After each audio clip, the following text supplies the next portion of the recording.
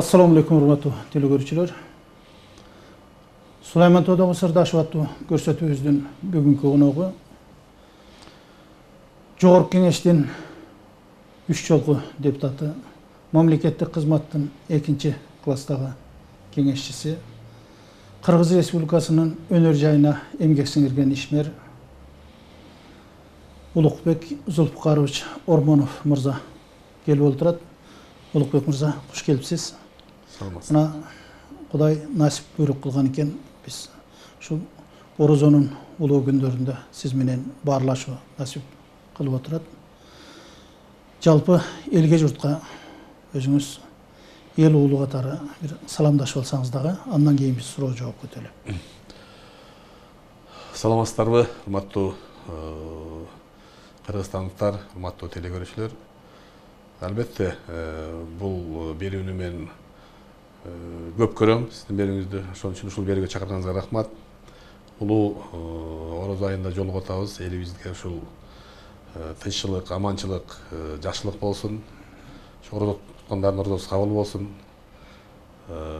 Кудайым ушул ар бирибизге жакшылык, илгерки үмүттөрдү берсин. Рахмат, айтканыңыз келсин. Мына Кудай насип буйрук кылган экен, биз эгемендүүлүктүн дагы 30 жылга жакын убактысын артып басып келатабыз.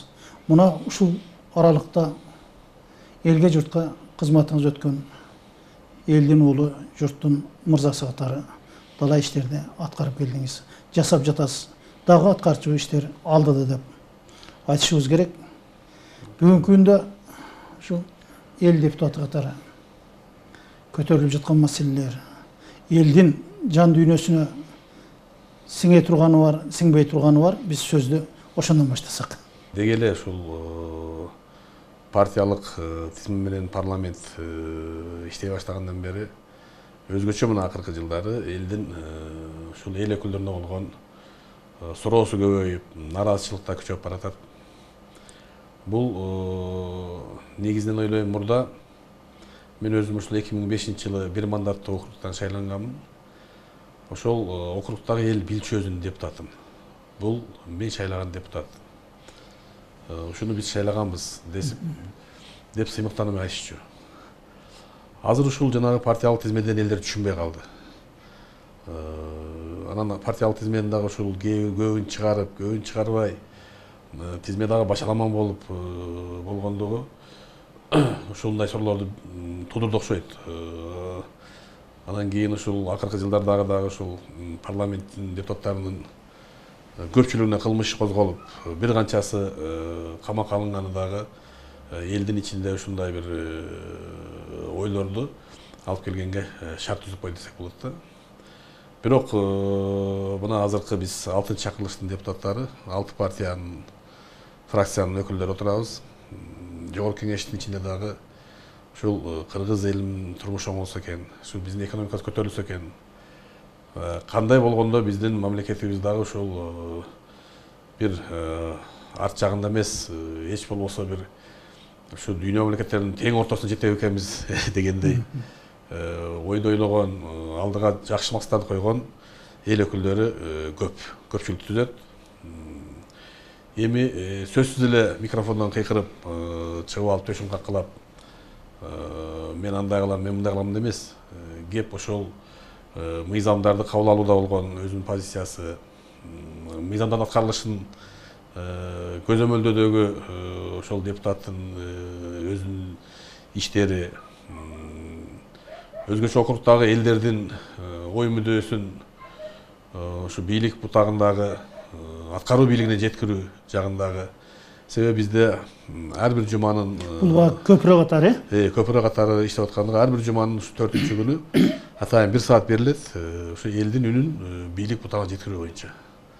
Ар кандай маселелер деген регламенти бар. Ошол учурда болгон көйгөй маселени биз көтөрүп, өкмөттүн атайын өкүлү бар. Азыр мына жакындан бери мына жаңы премьер-министр келгенден кийин ушул өкмөттүн аппаратынын башчысы өзү келип катыша турган болуп атат. Бул дагы бир жакшы өзгөчөлүк болду, жаңылык болду. Ойлойм, мындан кийин өкмөт башчы дагы, өкмөт мүчөлөрү дагы мындай бир тезирээк оперативдүү ошол айтылган сын пикирге айтылган ойлорго бир көңүл бурат деген ойдомун.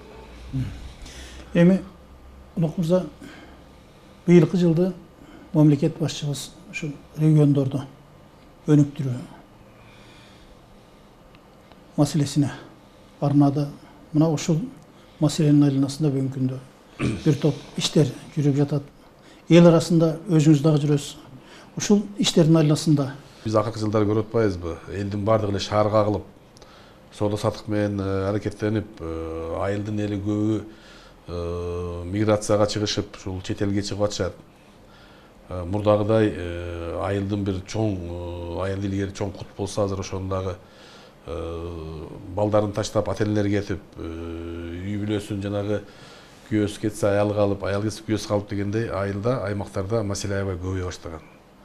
Көбөйүп калганда, муну баардыгыбыз эле көрүп жүргөнбүз, бирок буга жетиштүү көңүл бура албай келгенбиз. социалдык көйгөйлөрү. Социалдык көйгөйлөр. Ошондуктан аймактарды өнүгүү жылы дегенди жалпы ушул айылдын эли өзгөчө шартоор алыскы чек арадагы тоолуу аймактагы элдер аябай бир шыктануу менен кабыл алышты. Мен ойлойм, албетте бир жылда эле бүт аймактарды өнүгүү жылы деп койгондон эле ал маселе чечилип калбайт. Бирок ушул жылы приоритеттүү маселелерди алдыга коюп, канткенде өнүгөбүз, канткенде ушул өндүрүштү алып барабыз айылга. Элибизди канткенде ошол жерде жашаган жеринде сактап калабыз деген программалар, пландар түзүлгөн болсо, бул өзү алдыңкы көптөгөн жылга түрткү берет деп ойлойм. Мындан тышкары ушул президентибиз Сооронбай Шариповичтин өзүнүн биринчи сапарын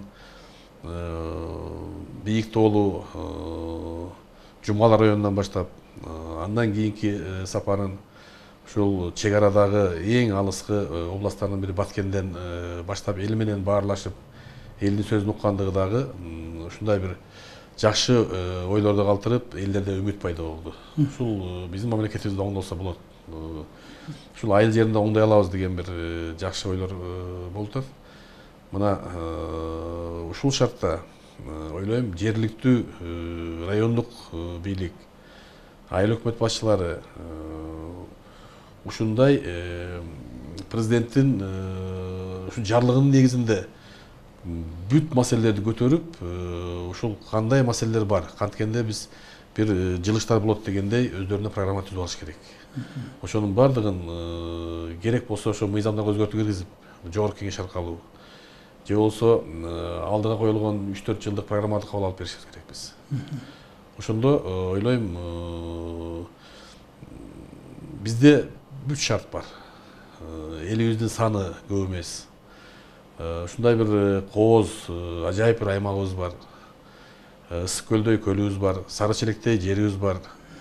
Деги эле кыргыздын бир керемет жерлерин айтсаң, бут 7 дубан жерибиздин ар биринде бар. Бул ушу туризм жагын өнүктүрүп, ошонун негизинде мына жакында эле биз көрдүк, Алайкуудагы ушул биздин этно айылча деп өзүнчө бир жакшы бир жөнөлгө башталыптыр. Ушул нерселерди улантышыбыз керек, көбөйтүшүбүз керек. Сиз мына биз билгенден өзүңүз өндүрүшчүсүз. Кесибиңиз дагы өндүрүшкө багытталган, өндүрүштүк системада далай жылдар өмүрүңүздү арнаган инсансыз. Деги эле ушул айыл жеринде биз өндүрүштү өнүктүрүү боюнча эмне иш-чаралар болот, кандай болот? Мен 20 жыл өндүрүштү иштеген катары ушул өзүм Россиядан жогорку окуу жайым бүтүп келгенден кийин эле ушул мастерден баштап ошол өндүрүштүн бир заводдун жетекчисине чейин жеттим. Ошондуктан бул өндүрүш деген сөз мен үчүн бул бош сөз эмес да. Өндүрүш сөзсүз болуш керек. Биз мына былтыркы жылы чоң кырсык болуп өзгөндө, ошондо чоң бир айылды көчүрдүк. Курбуташ деген айылды, ушул жер көчкү айылды толук басып, элди Кудай сактады. Ошол мындай бир көчкү акырын жылып айылды баскандыктан элдин баарын алып чыгып башка жерге көчүрүүгө жетишти. Өкмөт аябай ушул эгемендүүлүктөн бери биринчи жолу ушундай кырсыкта бир пландуу иш алып бар деп койсом болот да. Ошондо ошол жердеги элдерден суроо түшкөн. Биз мына азыр жашаган жерибизден көчүп атабыз. бөлүнгөн үлүштөрүбүздөн алыска кетип атабыз. Бизге бир ишкана куруп берсең эч болбосо. Ошо алектенип бала чаканы бага турган. Албетте бул чоң заводдорду айылга көчүрүп бара албайсың. Бирок кичи ишканаларды ошо өзүбүздүн ар бир жерде өзүнүн шарты бар. Мына Өзгөлдө акыркы жылдары көптөгөн ишканалар пайда болду. Таш иштетүү жагында, ошо көмүрдү иштетүү жагында ойлойм биз мунун баардыгын дагы терең изилдеп, ушу жердеги ушул жергиликтүү бийлик өздөрү сунуштурун берип, комплекстүү программа болуш керек. Ошол программанын негизинде келген инвестицияларды ошол жака бурушубуз керекпиз. Ошону менен эле катар бүгүнкү күндө кече Союздун мезгилинде иштеп келген чоң өндүрүштөр болгон, ошолорго курулган имараттардын баардыгы эсептелүү гана топтордун колундагы бүгүнкү күндө менчикке айланып кеткен учурлар бар да. Буга пикириңиз? Эми мындай да, менчиктештирүү башталганда программалар туура болгон, бирок ошол программаларды контролго алуу жагы бизде аксап олтуруп ушул нерсеге алып келдик. Ошол убакта Союздун убагында курулган, Союздун байлыгына курулган ушундай дүйнөгө таанымал завод фабрикаларыбызды биз дээрлик жоготуп салдык. Дээрлик дегеним 90% жок болду. Талкууланган. Мына Бишкекте гана бир 10 чакты завод сакталып калды десек болот. Анын бири ошол мурда Физприбор, азыркы Дастан заводу, экинчиси ошол Ленин заводу. Калгандары бүт мына же болбосо базарга айланды чоң, же болбосо такыр эле ошол ал имараттарды талкалап, ал жерлерге азыр туракча үйлөр салына баштады. Бул ошо менчиктештирүүдөгү кетирген чоң каталык ушул нерсеге алып келди. Ал жерде жазылган болчу, ошол ким менчигин алган киши ушул өзүнүн профилинде, өзүнүн ушундай тармактык нерсесин улантсын деген жазуулар бар болчу. Аны кийин карап сураган киши болбоду да. Ошонун негизинде 100 000 деген жумушчу орундарды биз жоготуп, мурдагы Кыргызстандын бир өнүккөн бир ушу өнөр жайы өнүккөн мамлекеттен биз азыр ушундай кичи ишканаларды иштей баштаган мамлекетке кустардык. Ошентип койсок болот. Космоско иштеген ишканаларыбыз бар болчу илгери. Ушул ИК алам деген. Ооба. Андан тышкары ушул жанагы Советтер Союзунун ушул ири аскердик немелерине багытталган ишканаларыбыз бар болчу. Негизинен аябай күчтүү потенциал бар болчу бизде. Ошондуктан 20 жыл чыдап, акыры мына эми такыр жоготууга учурап калдык. Эми сиздер эл өкүлдөрү катары ушул маселелерди кайра көтөрүп, баягы менчиктеп бүгүн күркүрөп аткандардан кайра алууга болбойбу? Кандай деп ойлойсуз? Бул өтө чоң маселе. Экинчи жагы ал үчүн толук бир элде кайрадан бир неме болуп чыгыш керек да. Ойлойм, биз бул убакытты өткөрүп жибердик. Азыр ошол нерсени мисалы үчүн алсаң деле ал жерде эчтеке жок азыр. Мына ошол менчик өткөн ири ишканалардын ордунда аны эмнесин аласың азыр мисалы үчүн. Же болбосо ошол сатып алган бир колдон экинчи, үчүнчү кол өтүп кетти да аларчы. Үчүнчү алган кишинин эмне күнөөсү бар бул жерде? Ошол убактагы ошол иштерге менчиктештирүүгө аралашып программаны жазып кылган кишилердин көпчүлүгү азыр жок. Же Кыргызстандын жарымын отургузуш керек түрмөгө биз. Ошондуктан биз кайра азыр жаңы ишканаларды куруп, ошол калган ишканалардын базасында мына Кыргыз-Орус фонду түзүлгөн жакшы. Ошол фонддун күчүн колдонуп, биз майда акчаларды майда ишкерлерге жумшабай, ошондой фонддордун каражаттарын негизинде бирлештирилген чоң бир ишканаларды кайра жандандырууга жумшашыбыз керек. Эми сиз эл өкүлү катары конкреттүү өзүңүздүн шайлоочуларыбыз менен болгон байланыш, элдин сизге берген мүдө талаптарын аткаруу маселеси боюнча. Мына ошол 2016 жылы 6 майда мен мандат алып жогорку кеңешке Бир-бол фракциясынан депутат болуп келдим.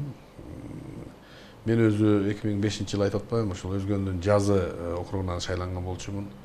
Ошондуктан ошол жердеги мурдагы шайлоочуларым, азыркы ушул тургундар дагы эле ошол биздин депутатсын дешип көп маселе менен кайрылышат.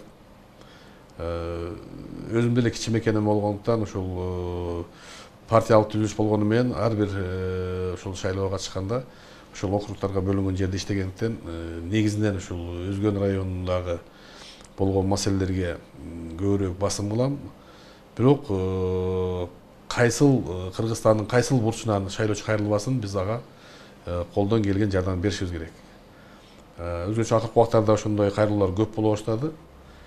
Бирок мына 2017 жыл бизде биринчиден Өзгөн эли үчүн ушундай бир кырсык башкан жыл болду. Бирок ошону жана айтып кеткендей өкмөт бир жакшы деңгээлде уюштура алды, ошол кырсыктын кесепетин жоюу боюнча. Андан тышкары мына тарыхта биз биринчи жолу деп атабыз, негизи бул экинчи жолу. Бирок толук кандуу өзүнүн сурогун иштеп, анан мыйзамдуу президент алмашкан биринчи жолу деп койсок болот. Ушул Орто Азия өлкөлөрүндө, мурдагы СНГ мамлекеттеринин ичинен Кыргызстан мисалга алса боло турган үлгү отурган бул жагынан. Бирок ошол үлгүдөн кийинки иштер аз маз элди ойго салып койду. Бирок ойлойм, бардык нерсе убактысы менен ордуна түшөт. Мына азыр толук кандуу өкмөт дагы, президент дагы, аткаруу бийлиги, мыйзам чыгаруу бийлиги жана ушул президент болуп азыр чогуу иш алып барып атабыз. Көйгөй аябай көп. Өзгөчө ошо айыл жеринде жана айтпадымбы? Ошол аймактарды өнүктүрүү деп президент өзү ушул элдин ошол маселесине жакын экендигин көрсөттү да, бул жакта билгендигин. Ошондуктан маселе көп. Ушул жанагы кырсыктын кесепетин жоюу боюнча жакшы иштер болгон, бирок ал дагы толук жетиктүү болбой, азыр ошонун үстүнөн иштеп атабыз биз. Эми Улук мырза, мына өзүңүз башта дагы эки чакырылыштын депутаты болгон инсан катары. Бүгүнкү күндө мына акыркы чакырылышта биз Кыргызстан үчүн 120 депутат эмес, 1,5 миң, 2 миң депутатты шайлоо болбадыкпы? Кандай болду ошо? Эми албетте элдерде ушу 120 депутат бизге керекпи деген суроо аябай көп. Жерлерде муну ачыкта айтышат. Бирок биз ошол мына 2016 жылкы декабрда референдум кылганда, конституцияга өзгөртүү киргизгенде, ошондо дароо ошол депутаттын саны боюнча да киргизип койгонубузда шайлоо, келерки шайлоо жаңы багытта өнүкмөк.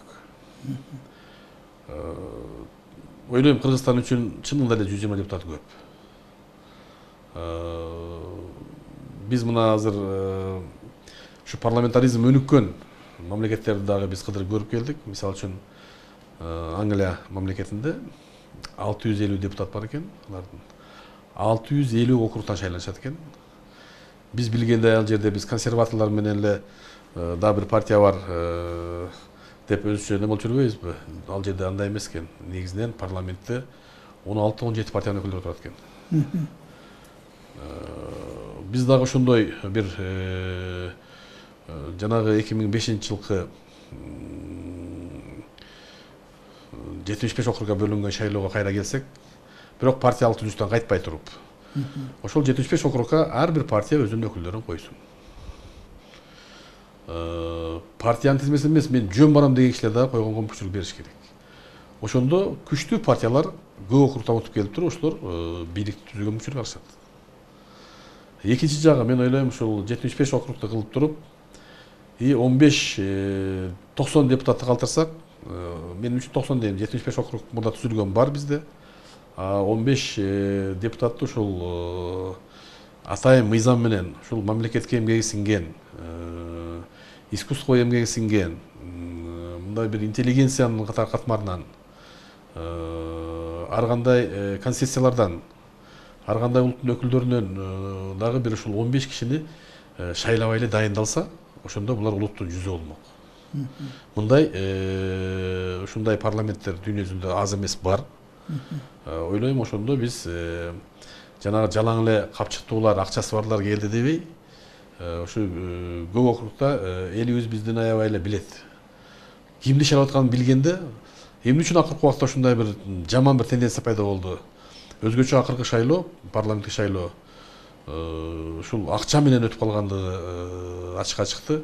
Бул ошол бул партия өтпөйбү биринчиден. Экинчиден ушул партиядан келген кишинин жүзү көрүнбөй атпайбы округда. Партиянын лидерин билип атышат дагы, анан тизме калып туруп бул кандай тизме өзгөрүп атат. Ошондой бир элдеги ишенбестик ошол немеге түрткү болду. Андан сырткары бүгүнкү күндө ошол депутаттыкка мандат алган депутаттарды тааны электе эле кайра кийинкиси келип атат. Башка болуп атат. Бар, ушундай дагы бар да. Ошон үчүн ал үчүн биз мына бул менин жеке оюм, албетте. Муну андай болуш үчүн биз жөн эле ушу жеке оюм болсо эле ушундай болот дегенден мен алысмын. Бул үчүн бир конституциялык кеңешме түзүп, жалпы эл менен кеңешип шашылбай. Ушул мына бизде убакыт бар. 20-жылык шайлоого чейин конституцияга өзгөртүү киргизип, мыйзамга өзгөртүү киргизип, ушундай бир жакшы эл менен кеңешип, бир ууч эле чечип туруп мындай болсун дебей, мурдагы 2010-жылкы бийлик келгенде 2020-жылга чейин конституция өзгөрбөсүн деп жазылган болчу. Ошого карабай конституцияга өзгөртүү киргизилди. Мен ошол конституцияга өзгөртүүгө каршы добуш берген депутаттардын ичинде болчумун. Себеби эмне үчүн мындай кылдым деп айткам, өзүбүз жазган бир мыйзамга баш ийелечи. 20-жылга чейин тийбейбиз дедикпи, тийбешибиз керек. Бир нерсе эрежеге үйлөнөлүчү. Биз мына мыйзамдуу президент алмаштырууга үйрөндүк. Эми биз ушул мыйзамдуу парламент шайлоого дагы убагында кайра эле баш мыйзамды өзгөртө бербей, бир немеге келүүгө дагы көнсөк, үйлөнсөк, ойлойм келечек алдыда дагы жакшы иштер көп болот. Бирок жалпы кеңешмени түзүп туруп, жалпы эл менен кеңешип, шашпай талкуулап алып чыгып, элге керектүү өзгөртүүнү баары кылышыбыз керек биз. Бүгүнкү күндө ар бир бийликтин өкүлдөрү бийликке өзүнүн таасирин көрсөтүү аракети болуп жатат. Ошонун баардыгын бириктирип, жалпы Кыргызстанга бир күчтүү бийликти орнотсо болбойбу? Биз партиялык башкаруунун эң бир жаман жагын өзүбүзгө алып алдык да. Бул ушул парламенттеги партия өзүнүн кишилерин бир жерге коюш керек деген коалицияга киргенде бир немеге кирип алып, ошонун айынан ушундай элде дагы ой туулду, башаламандыкка алып келдик. Негизи ушу парламенттик башкарууга өткөн өлкөлөрдө, мисалы үчүн ошол эле мына Германия жана башка батыш өлкөлөрүндө жеңген партиянын лидери премьер-министр болуп келет. Ал өкмөттү башкарат. Ошол команда аны толук колдош керек. Өз командасы менен келген ошол программасын. Бизде өзүбүз шайлап алып өзүбүз сындап атпайбызбы кайра? Өз алып келген өкмөттүн өзү тепкилеп кайра эч болбосо ошол өзүңүн партияңа келген, өзүң ушуга программасын алып келгенден кийин ошону кемчилигин мындай өзүнчө айтып, элдин алдында колдоп, жакшы жагын көрсөтүшүбүз керек да. Биз кайра ошол өкмөттүн министрлерди же болбосо ошол өкмөттү өкүртө сындаган кишини ой азамат экен дейбиз. Ушул элге жакын экен деген ой туулуп калып атат да көпчүлүк учурларда. Ошондуктан бир акылдашып бир өзгөртүүгө бир келишибиз керек. Муну бирок жалпы элибиз менен чогуу үч бийликтин бутактары биргеликте акылдашып туруп анан өзгөртүп келишибиз керек. Өзүңүздөр эл аралап жүрөсүздөр. Жакында эле айрым окуялар болуп атат. Атып кетүү деген, чегирадагычыларды сыйлабай калуу маселеси, чегирачыларыбыздын мажездиги. Көптөгөн сын пикир менен туура эмес берилди, туура эмес чечилди деген ойлор менен Кытай менен Казакстан менен чегирабызды тактап алдык. Биз Кытай, Өзбекстан менен, Тажикстан менен азыркы президентибиз ушул чечкиндүү кадамдарга барып, ушул алыскы туугандан жак кошуна дегендей, булардын жетекчилери менен азыр жакшы мамиледе. Ошол менен биргеликте биз чегираны чечишибиз керек. Кандай гана болбосун, кандай оор болбосун. кандайдыр бир түшүнбөстүк болбосун, биз ушуну чечип албасак ушул иштер боло берет. Такталбаган чек арада дайым чыр чыгат. Такталып, чек арабызды бекитип, эки тарап тең ошого макул болуп, Бул эсептүү дос айрылбайт дегендей, туура, эки мамлекет тең бири-бирине бул меники, бул сеники деп айткандан кийин анда дүйнөлүк коомчулукта жол берилбейт ошого. Азыр бизде такталбаган жерлерибиз аябай көп. Буга биз барышыбыз керек. Ар бир мамлекет өзүнүн кызыкчылыгын коргойт. Ушунда бир чогуу бир точкага келиш керек да. Өзгөчө мына акыркы жылдардагы Өзбекстандагы болгон өзгөрүүлөр кубантпай койбойт. Мен ойлойм, ушул шартта, ушул мына биздин президентибиз Шооронбай Шарипович дагы өзүнүн биринчи иш сапарын ушул жака Өзбекстанга барганда дагы аябай жакшы сүйлөшүүлөр болду. Ойлойм, биз ушул жылдары Өзбекстан менен Тажикстан менен чек араны тактап бүтүрүшүбүз керек. Чек ара такталмайынча ушундай чыры-чуу, ызы-чуу боло берет. Алар меники дейт, биз меники дейбиз, ортодо чыр чыгат дайым. Элибизде бир айтыла келген сөз бар. Өз агасын агалай албаган өзгөнү сагалайт деп.